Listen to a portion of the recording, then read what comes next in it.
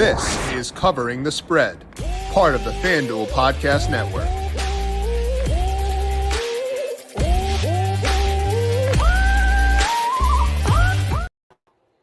Definitely not the biggest slate in college football for week number 9, but still some pretty intriguing games where you've got some teams that we don't always get to see face each other that are in more intriguing matchups than usual. Specifically, we get Notre Dame against Navy this week, where Navy is undefeated. We get to watch LSU go into Texas A&M in a Washington-Indiana game where they back a quarterback for Indiana, but an undefeated season on the line. So still a lot to be pumped about for week number 9. Today, we're going to break down that slate and those key games with Riley Thomas of FanDuel Research and break down where he sees betting value for this week over at FanDuel Sportsbook.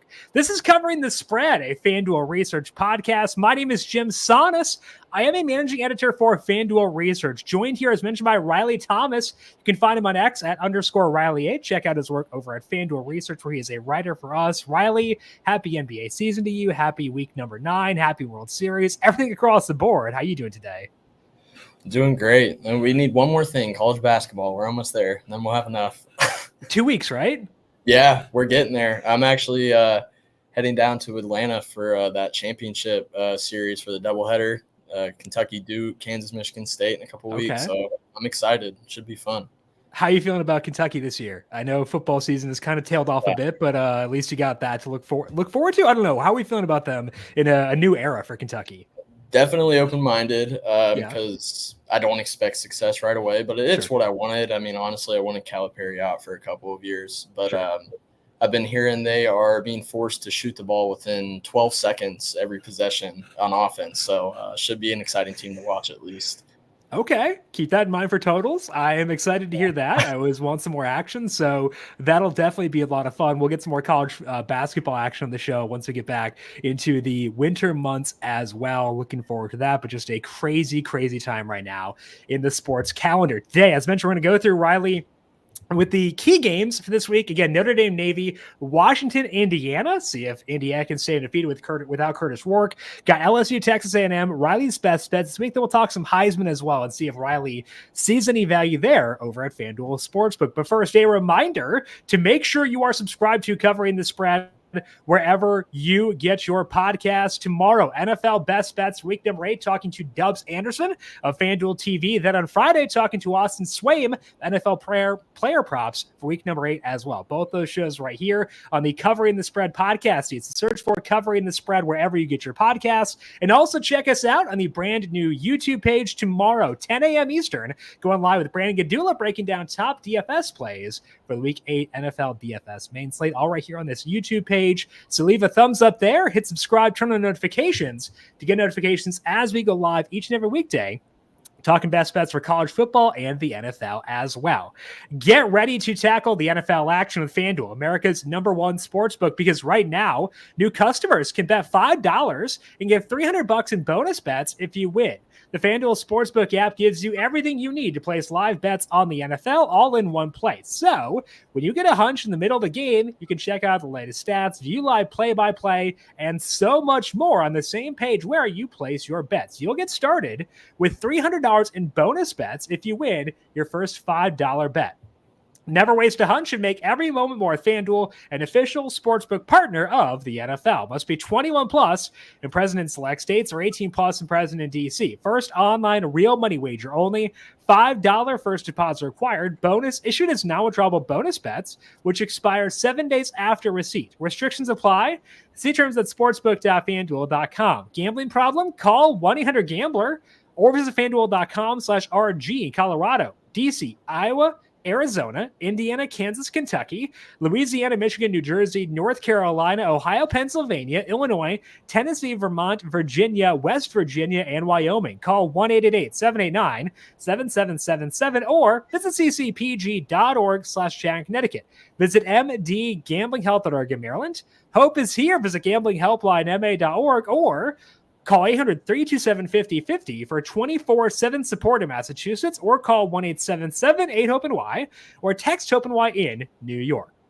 Now, Riley, before we talk about this week number 9 slate, do want to dig in a bit to the Heisman odds with you over at FanDuel Sportsbook. We got a couple of guys who have emerged from the pack. Cam Ward and Ashton Jeanty both 2-1. Dylan Gabriel plus 350 before a drop off all the way down. Travis Hunter 15-1 after he's missed a couple of games due to injury. So we got those top 3, Riley. Anybody stand out to you there, or does the value lie more so in the long shots right now?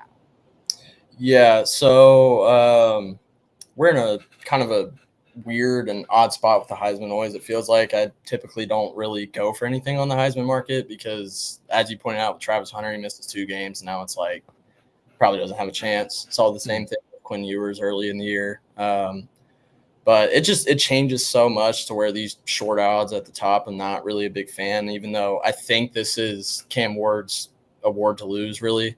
I don't really see how he doesn't win this at this point because his numbers are just video game ridiculous, and you typically want to see a quarterback do about 4,000 passing yards, 40 passing touchdowns, and he's probably going to do that easily, even though that's crazy to say. But Miami's schedule just looks pretty favorable going forward too. I think the only game that could maybe throw him off is a potential matchup with Clemson in the ACC championship, which they're pretty close to being even to win the ACC on the market right now. But yeah, it just switches up so much any week. We all know that.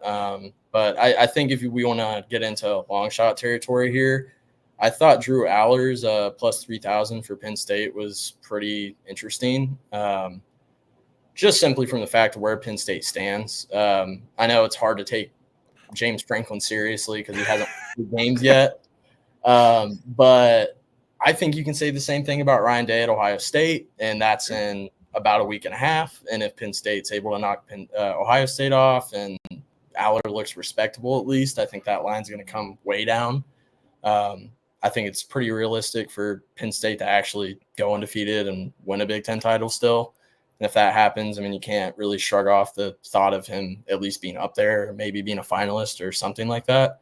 So I think that's interesting. I just don't think he's going to have the numbers in the end to do it. He's on pace for about 3,000 passing yards and around like 25 passing touchdowns. So not exactly what you want to see there, but I think it's interesting at least. Well, we've got some good synergy, Riley, because All Ball on YouTube said Drew Aller 30-1 at the same time you were saying that. So good synergy here in the YouTube comments from All Ball and you both pointed Drew Aller. And I think it makes sense because, like you said, they got that Ohio State game coming up. Wisconsin, not an easy task this week either. But after that, it's Washington at home, Purdue on the road, Minnesota on the road, Maryland at home. Like, if they can get through that Ohio State game, that's pretty intriguing. And like, it's a Big Ten quarterback. They'd probably be number 1, number 2 in the nation at that point if they were to get there. Like, that's a lot of dominoes that could align. So I mean, like, yeah, it's tough to beat Ohio State, even though the game is in Happy Valley. And we do, kind of like you said, need to see James Franklin eventually win a big game. But there are some things that align pretty well there. Absolutely. Yeah, I'm with you. We'll see. But at least they have the defense in the run game to where it's realistic for them to win these games. But yeah, I'm just like kind of a doubter in Ohio State right now too. So that's part of my logic behind all this. We've been called the certified ball knower on YouTube. So shouts to Riley for knowing ball and confirming that here by pointing to Drew Aller as a potential Heisman long shot at 30-1.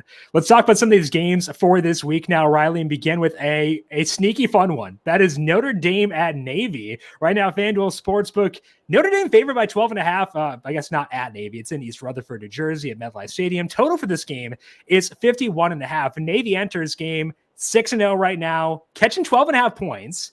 Can they keep this one close enough to at least cover in this one, Riley? Yeah, I'm actually liking 2 lines here. I like Navy to cover, and I like the under. Okay. And minus 105 on both of those. I'm not mad at that. But I just think bottom line on this one is, as most of us know, Notre Dame tends to play down to a lot of teams. I mean, we saw that early in the season when they lost to, I think it was Northern Illinois. They didn't cover against Miami of Ohio early in the season either. Still don't really have a respectable passing game, and it's pretty much run the ball a million times and play good defense. And then, of course, Navy has a triple option where they just want to run a million times as well. So you get into a game here where both teams are just running the ball a lot. You also got both teams in the top 30 teams nationally and for the slowest tempos in the country. So that's something interesting. I mean, both teams tend to really eat the clock. They run the ball. So you get into a game like that, I mean, you kind of have to like, this margin kind of staying pretty low. So I definitely like Navy to cover here. And then just same logic with the under. Both teams run the ball a lot. Notre Dame plays down to teams typically with the spread, like I said. So, yeah, I'm just really liking the under and the cover for Navy here just because of the way both teams just run it nonstop. And you were kind of alluding to this too, where both those bets do correlate well together. Because if we see a lot of running plays, keeps the clock moving, and that's going to lead to fewer points. And it's harder to cover a 12.5 point spread when there are fewer points scored in the game. So both those bets do mesh pretty well together. Looking at this from I think that angle on it makes sense. We're looking at this from a perspective of, I think it'll be just a lower scoring game, which leads to a cover. What's your read on Navy right now overall? Like, ignoring where the market is, do you think what they've done is pretty legitimate? Is this also partially interest in Navy, or is it strictly due to the fact that you think this game is lower scoring than what the market implies? Yeah, I'm definitely interested in them. I think obviously we're going to learn a lot here with this, and I think it's simply from the aspect of what their passing game is doing a little bit of this year. Their offense moved to more of like a hybrid wing T type of offense, so they're actually going in shotgun some. They're using motion more. They're trying to keep defenses more honest, so their yards per passing attempt last year was around like 6 yards. It's all the way up to over 12 yards this year. So it's kind of hard to just completely ignore that. I mean, they're still only averaging around 150 passing yards a game. So it's not like they're just constantly airing it out. But, if you can get some deep shots in there here and there with a triple option, it's kind of, difficult. Triple option's already difficult enough to defend. So definitely interested there. And then you also have Notre Dame. They gave up 190 rushing to Northern Illinois early in the season too. So that's part of something else where I'm like, I think Navy can actually find success on the ground, even though everyone knows they're probably going to run the ball most of the time. Okay, so we're liking Navy plus 12.5, under 51.5. You want a same game parlay of those, plus 235 right now at FanDuel Sportsbook to pair both those together. And again, they do correlate pretty well too. Let's talk about a team that you've been pretty high on this entire year, Riley, and that's worked out well for you so far. That is Washington at Indiana, where right now FanDuel Sportsbook, Indiana favored by 6.5. Total in this game is 52.5. College game day in Bloomington. Kind of a bummer they're doing this when Curtis Rourke is out, because it would have been fun to see Rourke play in this game, all the hype in Indiana, but market's still decently high in Indiana here. So with Rourke out, can Indiana cover and remain undefeated, or does Washington give them a run for a money with a backup quarterback in there? Yeah, so as you mentioned, Curtis Rourke looks like he's going to be out. I actually saw this morning Pete Thamel was saying that they're at least more positive around his thumb. So yeah, it sounds like he could be back the week after, whereas previously they were saying, he'll be back this year, but they didn't really give a firm timeline. But like missing only one game is probably best case scenario, I think. Like that's pretty sweet given what it could have been. Exactly. That's something. Indiana making the playoff is definitely something I'm eyeing on. But anyways, so yeah, I just think 6.5 is still pretty decent to me, just because the biggest question I have around Indiana is the defense, of course. They haven't really played a legitimate passing offense yet. Best they've seen is Maryland, and Maryland total at almost 300 passing in that game and had 28 points. So Washington, they are around like 29th in expected points added per drop back, whereas Maryland was around like 38 or so. So best passing offense they've seen. I think there's a chance here where Washington's putting up some points. Plus, you got to consider the fact that Indiana's playing a backup quarterback. So hesitant on that, but overall, I still like the matchup for Indiana's offense to find success. So feels like I'm doing this every single week, but I like over for Indiana's team total yet again, which is 30.5. And I guess it's one of those things where I'm just going to keep riding it until the wheels fall off. And hey, I mean, their backup, Taven Jackson, he was a former 4-star recruit. He came from Tennessee actually 2 years ago now. So he transferred there when they still had Tom Allen as the head coach. So it was kind of a big deal for them to get him. And Granted, he came into a pretty good situation in the second half last week, but he looked like respectable at least. He was putting up over, I think, 11 yards per passing attempt, and he's graded out well for the most part, but he's been under 20 passing attempts on the year still, so don't really know there. But overall, Indiana still has a really good run game. Washington just got shredded on the ground against Iowa, gave up, I know it was well over 200 rushing yards, but they could not stop them. So it's like Indiana has a good run defense. Their offensive line's legit. They are top 15 in pass blocking and run blocking grades. So the way they can protect the quarterback, they can run the ball. I still think they're going to put up points in this, and I already have questions about Washington's defense to begin with. So I think Indiana's going to score at least. Yeah. Taven Jackson, second half last week, 7 of 8 for 91 yards and 2 touchdowns in that game. Good showing there, 2 carries for 21 yards as well. And I think that this is kind of just a bet on Kurt Cignetti's system being conducive to points. And they've proven that so far this year. And obviously Rourke is a factor in that. But it seems like it's kind of the overall nucleus of this team is good enough to support points, even if they don't have Rourke in there right now. Yeah. I mean, they're doing everything. I mean, their top 2 receivers are over 18 yards per catch. You have both backs over 5 yards per carry. I mean, it's offensive line's good. There's a lot to like with the offense. All right, so we're going back to the well once again. Indiana team total over 30.5. That is minus 118 at FanDuel Sportsbook. Let's finish up with a pretty fun game in the SEC this week, where LSU going on the road to take on Texas A&M at FanDuel Sportsbook. Texas A&M favored by 2.5. Total is 53.5 right now. LSU has not lost since an opening week loss to USC. That loss looks worse and worse every week, though, with USC crumbling in their first year in the Big Ten. And they've stacked 2 straight impressive wins, though. So the loss doesn't look good, but the wins for LSU looking better. Can they pull off the upset in a tough environment here, or do you have Texas A&M in this one? Yeah, so if I had to lean anywhere, it's going to be LSU. But I also got burnt really bad with Missouri a couple weeks back when they, of course, were on the road against A&M. So just out of, scarring, I guess, I can't really go with the underdog in this. But kind of a similar mindset to the Indiana game where I like LSU's matchup here to score points. So I'm just going with their team total over, I think it was 26.5 points. Just the standpoint of same thing, like similar to what we were saying with Washington and who they've played.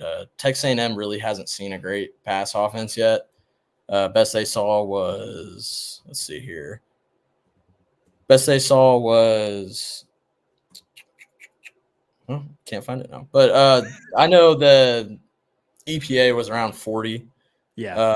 And in that game, it didn't really go well for the team they played. They ended up giving up quite a bit of yards still through the air and such. But LSU is just completely different beast. They haven't seen an offense like this. I mean, they're 9th in EPA per drop back. They have, at this point, I think Garrett Nussmeier is legit. You're starting to see him pop up in first round for mock drafts. Will Campbell, offensive tackle, he's a monster. He's probably going to be a top 5 pick.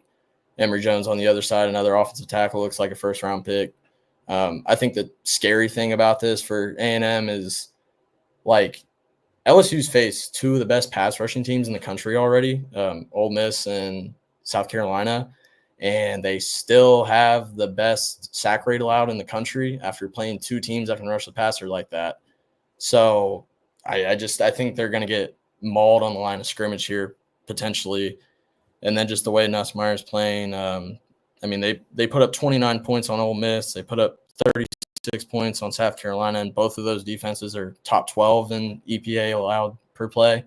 And A&M's around 19th in that category. So just seeing what LSU is doing on a week-to-week basis scoring, and I think it'll keep up, and I like that over for the 26.5.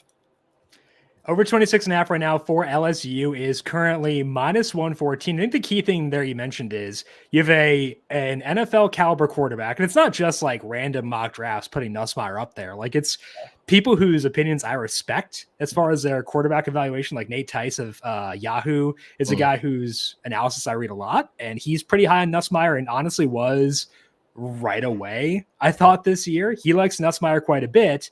and you've got a pro caliber quarterback paired with a very good offensive line.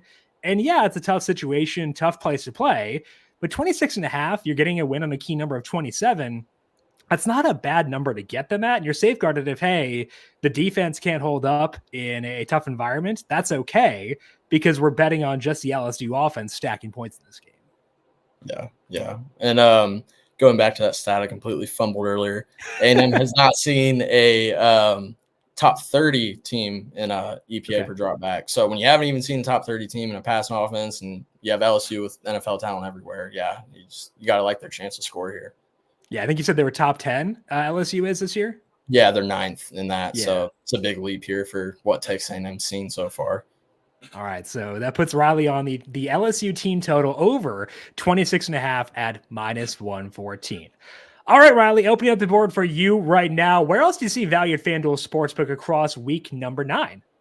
Yeah, you mentioned earlier how Penn State has a tough game against Wisconsin.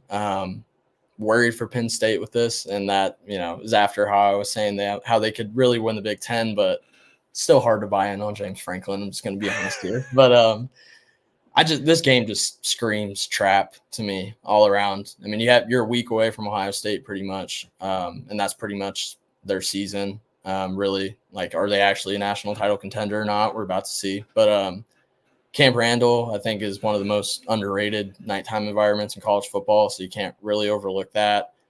And then, per usual, Wisconsin's just running the ball like crazy, and their scoring is way up the last 3 games. They're almost at 40 points per game. They're almost at 250 rushing per game. Their running back, Tawee Walker, has averaged 162 rushing yards and almost 7 yards per carry in the last 2. So they're really finding their groove with the run game. And where I'm a little worried is Penn State gave up over 180 rushing to USC, a team that has just completely fallen off the map, like you said. And I know defending USC is a completely different story with worrying about their pass. And Wisconsin, you're going to just stack the box, and you probably know they're going to run. But, I mean, USC just doesn't really have that great of a run offense. And for them to average almost 8 yards per carry, it's kind of hard not to be a little worried about that when Penn State's facing a team that just wants to run it and make it ugly. Plus, Penn State had 3 turnovers in their last game, so offense looked a little sloppy there. And Penn State, I mean, the same story as Wisconsin. They throw the ball a little bit more and they have a respectable pass game, but for the most part, they just want to run the ball a lot, and can't blame them when you have Nicholas Singleton and Katron Allen in your backfield. But I just think this could be another one of those games where you have both teams running the ball a lot. It's going to get the points down. It's going to get plays down, possessions down, and you kind of like to like the home team in that environment, especially when Camp Randall gets pretty crazy. So I like Wisconsin to cover that 6.5 spread. 6:30 Central Time kickoff in Wisconsin. You give people that long to get some spotted cows, some Wisconsin old fashions some brandy old fashions inside them. It's a dangerous little concoction up there. 6.5 points. The plus 6.5 is -106. And you mentioned the Wisconsin offense. It kind of feels to me like it took a bit to get their flow after the Van Dyke injury. And once they kind of, I guess, like found their groove, it seems like they've reached a new level there. And I guess that allows me to feel more comfortable in that being legit, just because like there's an easy explanation for why they had the issues before that stretch. Yeah. I mean, we'll see what they can do. I mean, obviously they haven't seen a defense like Penn State during that stretch as well. I mean, Penn State does have a legit defense. I mean, their secondary is great, but I just, the big thing for me is just how Penn State was really just giving up nonstop gash plays on the ground against USC. So it definitely has me worried with that environment too. Yeah. All right. So Riley is on Wisconsin at plus 6.5, -106 in that one as they take on Penn State, but still liking Gerald to win the Heisman at 30-1. That is all that we have here for today on Covering the Spread. As mentioned, back with you tomorrow on the YouTube page twice, 10 o'clock, live talking NFL DFS with Brandon Gadula at 4 o'clock p.m. Back with Dubs Anderson of FanDuel TV breaking down his best bets for NFL Week 8. To get those as they go live, go search for the FanDuel Football Betting YouTube page. Hit subscribe there, turn on notifications, leave us a thumbs up. We appreciate those of you watching on the YouTube side of things, as always. Riley, appreciate the time, as always. Enjoy the NBA tonight. Enjoy college football this weekend. Enjoy the World Series. Appreciate it, as always. We'll talk to you once again soon. Yes, sir. Thank you for having me on, as always. You can find Riley on X at _Riley8. I am on X at JimSannes. You can find FanDuel Research on X at FanDuel Research. I want to thank our YouTube producer, Justin Lane, for his work on the video side of things. Thank you, Justin. And thanks to all of you for tuning in. This has been Covering the Spread, a FanDuel Research podcast.